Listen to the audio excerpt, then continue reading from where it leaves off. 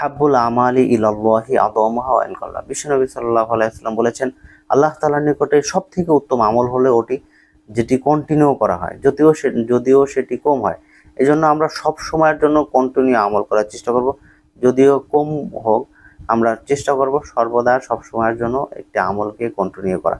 যেমন কোরআন তেলাওয়াতের ক্ষেত্রেই বলি, কোরআন তেলাওয়াতটা যদি আমরা একদিন 10 পারা করলাম, পরের দিন আর কোনো খবর থাকে না, এই আমল আল্লাহর কাছে প্রিয় না। কিন্তু আল্লাহ তাআলার কাছে প্রিয় হলো প্রতিদিন 5 পৃষ্ঠা পড়লাম, তবে কন্টিনিউ করলাম, এই কন্টিনিউ আমলটা আল্লাহ তাআলার কাছে সব থেকে বেশি প্রিয়।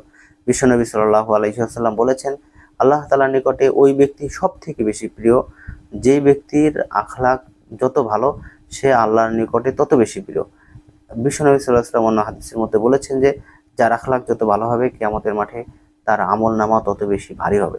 এই জন্য আমরা আল্লাহ তাআলার নৈকট্যশীল বান্দা হতে এবং কিয়ামতের মাঠে আমাদের আমল নামাকে ভারী করতে আমাদের আখলাকে হাসানায় রূপান্তরিত করতে হবে। আখলাকে হাসানা আমি একদিন অন্য দিন আলোচনা করবো ইনশাআল্লাহ। বিশ্বনবী সাল্লাল্লাহু আলাইহি ওয়াসাল্লাম হাদিসের মধ্যে বলেছেন যে, আল্লাহ তাআলার নিকটে ওই আমলটি সব থেকে বেশি প্রিয় যে সব সময়ের জন্য জিকিরে ফিকিরে থাকে। সর্বদা জিকিরে থাকা এটা আল্লাহ তাআলার কাছে সব থেকে বেশি প্রিয়।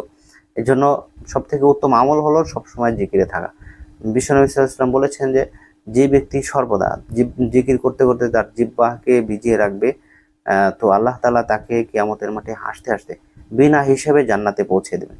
এজন্য আমরা সর্বদা কাজ বাদে যতটুকু সময় আমরা পাই, দেখা যাচ্ছে মুখের কথা বাদে আমরা যতটুকু যাই করি না কেন, আমাদের জিকির করার পূর্ণাঙ্গ সুযোগ আছে। তো আমরা যতটুকু সময় কথা বলা বাদে থাকে আমরা যেন পূর্ণাঙ্গভাবে সময়টুকু জিকিরে কাজে লাগাইতে পারি।